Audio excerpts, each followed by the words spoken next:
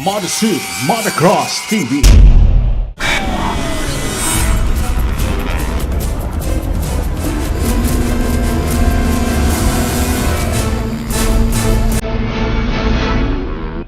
Good morning, motocross fans, and welcome to the MSMotosuit Motocross TV. You are watching the second episode of the fourth round of the 2014 MSMotosuit Motocross Series.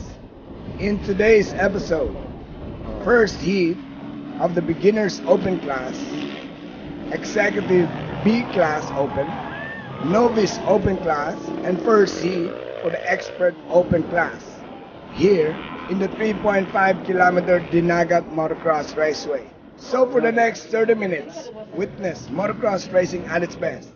I'm your host, Pepo Rubio of Quick Ride Racing. Check this out.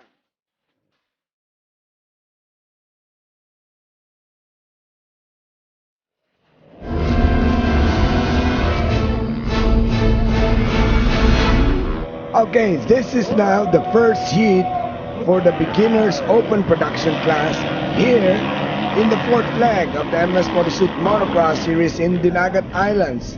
7 riders are here right now. Rider number 831, Dandin Katipay of Osamis or Misamis Occidental. Number 888, Rider Rodel Bustamante from Cumbal Valley, Compostela Valley, Davao. Number 808, Philip Leonardo from Osami City. Rider number 55, Gatsi Bayawa from Dipolog City. Rider number 8, BJ Pipito of Danbantayan, Cebu. And rider number 484, John Almidela of Surigao. And this is the first heat for the Beginners Open Production Class, and leading the pack right now is rider number 831, Mr. Dandin Katipay of Bayawa Racing. So this race or this category is scheduled for only 3 laps here in the 3.5-kilometer racetrack. So the 3 laps scheduled for these guys will reach to about 8 to 10 minutes here in the dusty 3.5, one of the extreme motocross racetrack in the country here in Dinagat Islands. So leading the pack right now is number 831, Dandin Katipay, followed by Rodel Bustamante of Cumbal Valley, and third is number 808, so Philip Leonardo. So these are all national motocross riders who are here for the Dinagat Island Motocross of the fourth leg of the MSMotosuit Motocross Series. So the battle for second place is between Philip Leonardo and number 55, Gatsi Bayawa. So the checkered flag is up. The official winners for the first heat: first, Gatsi Bayawa; second, Rodel Bustamante; third, Philip Leonardo; fourth, BJ Pipito. Since 1989, MSMotosuit seat cover is a byword among motocross enthusiasts. The original manufacturer in the country today of quality motosuit seat cover. As the years gone by, MSMotosuit seat covers has retained its quality and its durability. MSMotosuit seat cover. It is safe for motorcycle lovers because of its grip seat that can hold a rider whether in a motocross competition or in an ordinary ride. MSMotosuit seat covers is also designed in all kinds of weather condition. MSMotosuit seat covers, the design for your bike, suit for your life. MSMotosuit, suit for your life, design for your bike. MS.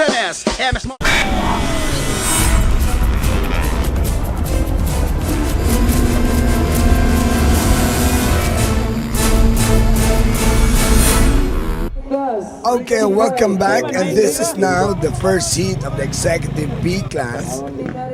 Most of the veteran riders in the country are here right now. The category before this was the Beginners Open Production, which was scheduled for 3 laps, and this, as they say, would be the Veterans B Class, so they added up 1 more lap for this class, and it's gonna be a drag race 12 riders are here. One rider is down after the gate drop, and it's a drag race to the first turn. 11 riders who are battling right now for the first position of the executive or the veterans B class. So this is the first heat for this class. Riders are here right now is number 5 Pepe Rubin, Atoy Bilican of number 27, Dandin or Jordan the movie star, Jordan Herrera is here, number 800 Windsor Pamorca's bike, number 9 Rolando Gilia, Alex Pantoni, 23 Rosel Gunobis here from Cebu City, number 55 Jason Bayawa. So most of these riders of the veterans class in the nationals are here right now because this is sort of a national race, because all of the riders come from all parts, almost all parts of the region. So we have talked to most of the riders here, and they said, and these are most of the riders' answers, and they said it's not the prize money or the trophy we're after in every race, but the experience to race in most, or the experience to race in the racetracks we love to ride. So this is one of the racetracks in the country right now, the first ever 3.5 kilometer motocross racetrack here in Mindanao, where most of the riders, veteran riders, beginner riders, expert or pro class riders, mini class riders are here, the Pee-wee class riders are also here, and most of their answers are the same. We just love to ride the first ever, most extreme motocross racetrack, and indeed, this is one of the extreme racetracks in the country right now. We have uphill turns like this one. So dusty maybe, yes, but it's part of the course being dusty, so you have to maneuver to take away the position from the opponent to get the position you want. And right now on the lead is Pepe Rubi, followed by Atoy Bilican for the veterans B class, and the same answers from these guys are: we just like to ride the motocross racetrack, or we just like to ride the racetrack we want to ride, and it doesn't matter when it comes to the prize money and trophies after. So I think this is the white flag, one more lap to go, or the checkered flag. I'm sorry, this is the checkered flag after the 4-lap schedule. Official winners for the veterans B class: first goes to Pepe Rubi, second Atoy Bilican, third Jordan Herrera, the movie star, being followed by the guy who crashed before the checkered flag, Jordan Bandigan, and fifth goes to Aldex Pantoni. Novice Open Production first heat after this.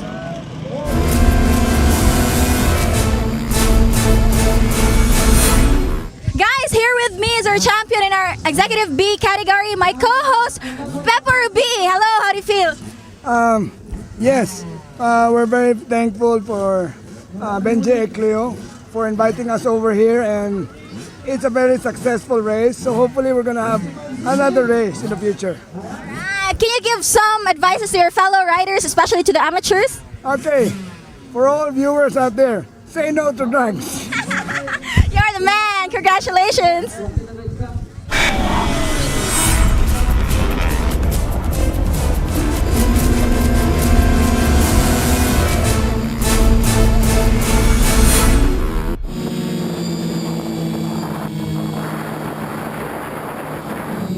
Okay, this is now the first seed for the Novice Open Production class, and those were the interviews, and one of them was the movie star Jordan Herrera, who is also into motocross racing.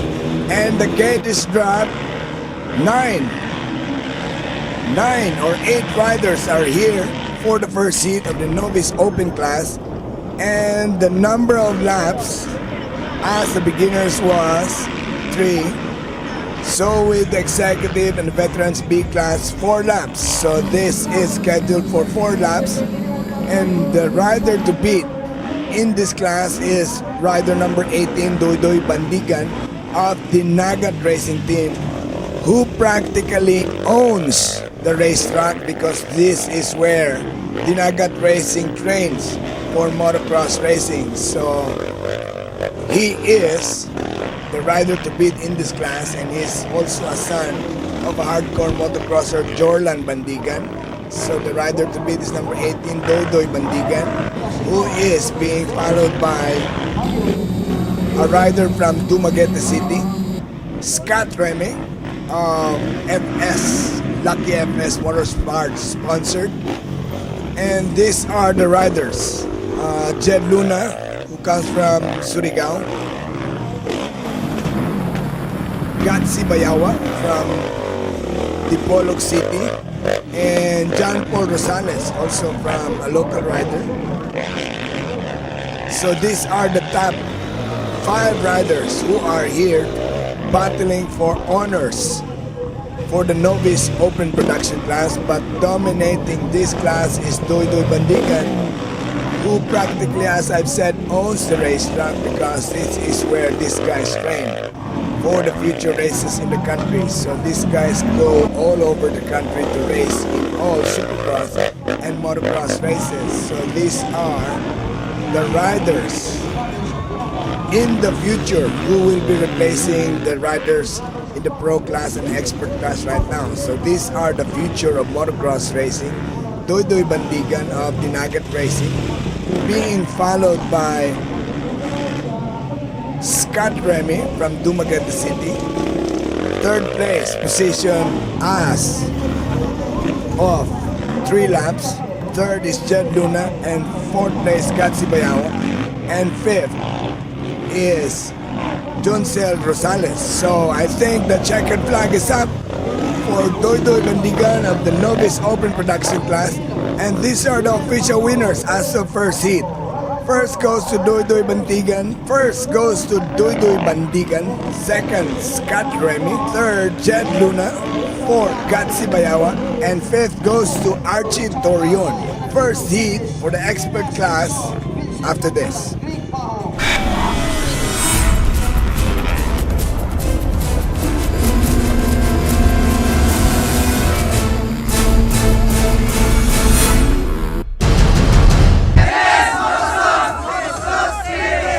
MSMotosuit Motocross TV invaded motocross scene in the municipality of San Jose, Dinagat Island. Aiming to be called the extreme sports capital of the Philippines, Dinagat Island is indeed developing its island as an ecotourism and sports-friendly island in this part of Surigao.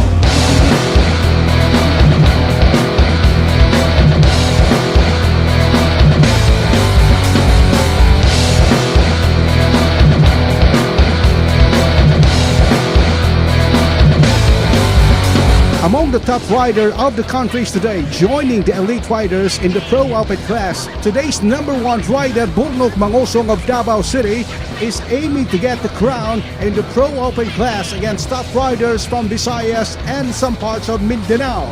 Mangosong has this advice to the upcoming and aspiring pro riders.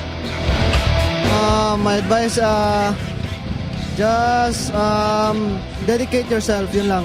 Talagang ibuhos nyo lahat ng kakaya nyo para sa sport na to. Enable to talagang accomplish your goals, yun lang. The fourth leg of the MSMotosuit Motocross series, the Dinagat Challenge, also features celebrity rider Jordan Herrera, one of the cast of the teleseries Sanay Bukas Pa Ang Kahapon.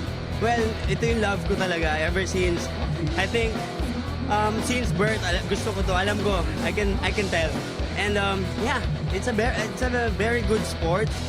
Lahat ng discipline nandito kasi, kaya gusto ko siya. Jordan Herrera is joining the beginners and executive division, said he is supporting the Ecleos plan of reinventing the island into an ecotourist and extreme sports capital of the Philippines. Dinagat Island has initiated over 20 motocross races for this year 2014. They are now planning to initiate another triathlon and downhill mountain bike competition for this year. Jordan Herrera said motocross has helped him develop discipline and focus on his day-to-day activity. MSMotosuit Big Boss and race organizer Lou Ornopia said the Dinagat Motocross Challenge is memorable as it opens door to opportunities of staging more motocross competition in Mindanao.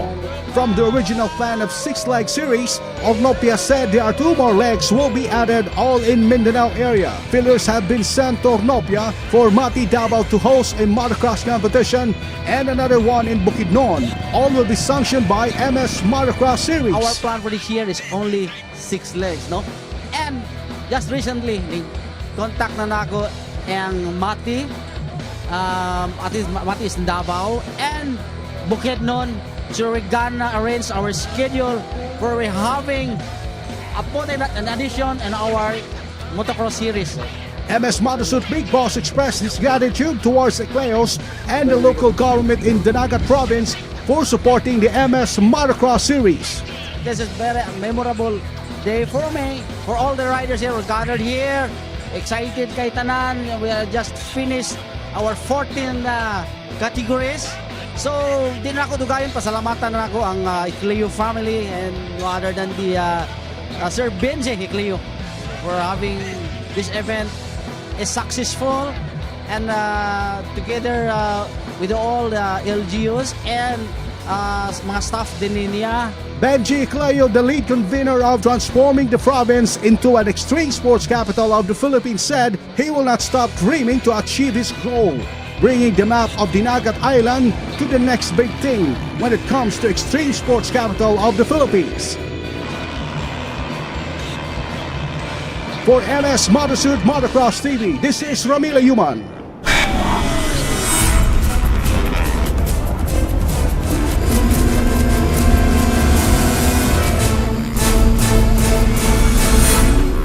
Okay, welcome back, and this is now the first heat for the expert class. And safe to say, or I'd like to say, all of the pro class riders in the country right now are here, except for Glenn Aguilar, who is in America right now for the summer training camp for his skills, maybe to brighten more his skills to be the number 1 in the country. So these are the top riders in the country, 9 of them. Ambo Yaparcon of Puerto Princesa, Palawan, Janjan Adlawan of Cebu, Bornok Mangosong of Davao, Vinil Abiliar of Cebu City, Winsor Pamorca of Guimaras, Iloilo, Ted Conde of Osami City, Dondon Yuson of Iloilo City, Doydoy Bandigan, the national hero right now in the Dinagat Islands, and John Flores, also of Cebu City. A few categories ago, you saw 3 laps and 4 laps, and this is the first seat for the expert class, which is scheduled for 10 laps here in the 3.5 kilometer racetrack. So it's gonna be a drag race to the first turn of all the 9 pro class riders in the country, and who will get the whole shot. Clearly, it's Bornok Mangusong. So it's gonna be a battle for first, second, third, fourth, and fifth place position for these guys. For the 10 laps they are scheduled to race here in the 3.5 kilometer racetrack. So we'd like to thank Benji Ecleo for making this racetrack and making this race possible right now. And Bornok Mangusong is enjoying the lead without any dust in front. And most of the guys who are at the back, as we have talked to most of the riders, it's difficult to see when you're on the 3rd place, 4th place down position in this racetrack right now because it's so tough and dusty. So it's gonna be a very big advantage on who will get the whole shot to get the position, top position. So right now it's Bornok Mangusong followed by Ted Conde and Ambo Yaparcon, who is challenging, I think, Ted Conde for the 2nd place position, followed by Juvenil Abiliar. But I think it's not the position they're battling for, it's the dust in front of them. That's why they want to be in front of everybody to see clearly where these guys are going. So this is Burnok Mangusong, Mr. Showman himself, who is enjoying the lead against the other guys. So these are 9 of the country's top riders who are here. So thank you very much to Benji Ecleo for providing us the racetrack and giving us the opportunity to come and race here in the Dinagat Islands racetrack. And this is an aerial view of the racetrack, which is carved beside the huge mountain. As I've said, it's carved, kinulit. Sa Tagalog pa, kinulit pa. Beside the mountains. So the racetrack is beside a very huge mountain. And Burnok Mangusong is now enjoying the 8 single jumps on a third gear, wide open. So if you can see the speed of these guys right now on the video, they look very slow, but in actual speed, they are the fastest in the country.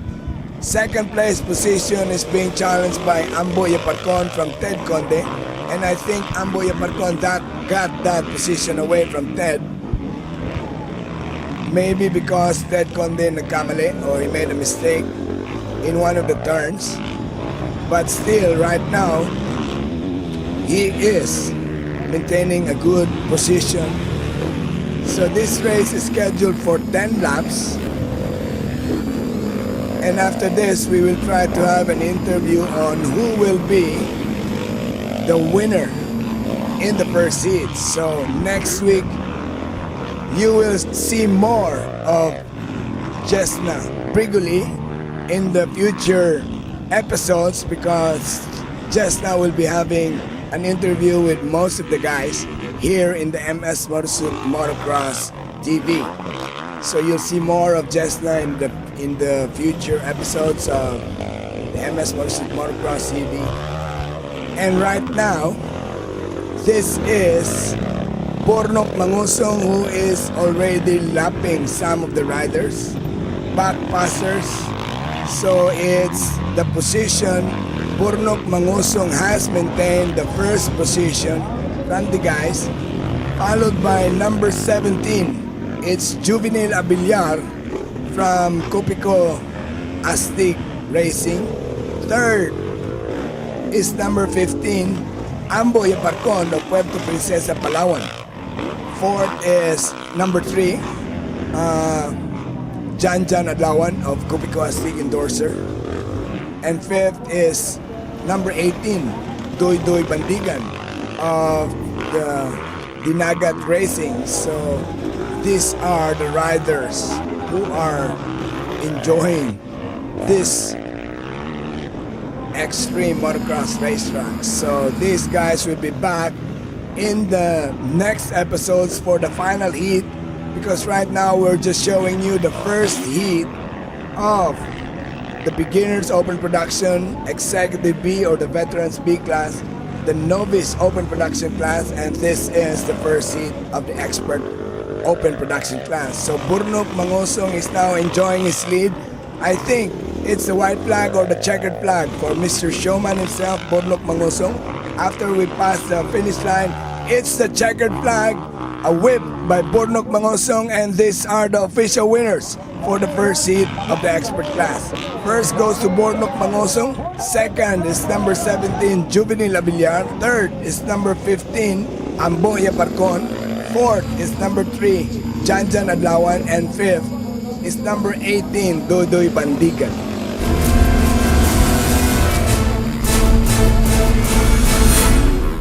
So here with me now is the champion of all champion. Congratulations to Borns Mangosong from Davao. How do you feel right now? I'm feeling pumped and I feel great because the track is really nice, and I would like to thank my sponsors, to AM9MX Racing Team, Mafoco Racing Team, South Oil, and to Alpine Stars. Thank you. Well, Born, so can you tell everyone what is your inspiration, or who is your inspiration for joining this race? My inspiration is maybe my family and my kids. Every day I train. I train for the upcoming races because of them. Because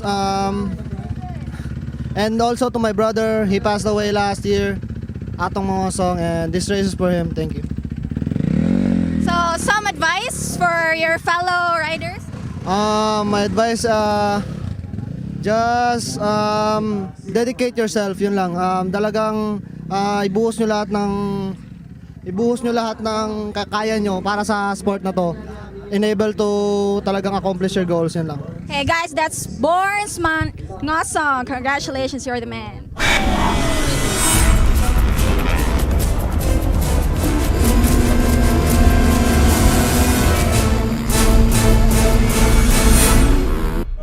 MSMotosuit Motocross Series would like to thank the following: ASC Prime Trade Incorporated, Leo Vince, SSS Crockett, Excel Asia, Quick Flight Racing,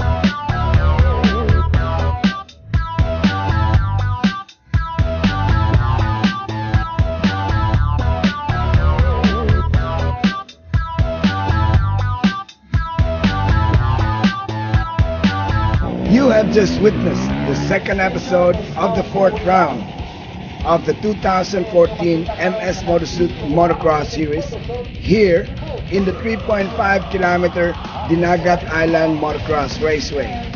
Next week, more of the thrills and spills of motocross racing only here in the Motocross channel CCTN of the MSMotosuit Series. For the fans out there, I'll be off the air starting next week, and the future episodes of our MSMotosuit Motocross TV for some changes going to be done. That's it for now for this episode. I'm your host, Pepo Rubio, Quick Flight Racing. See you guys in the racetrack. MS Motosuit Motocross TV.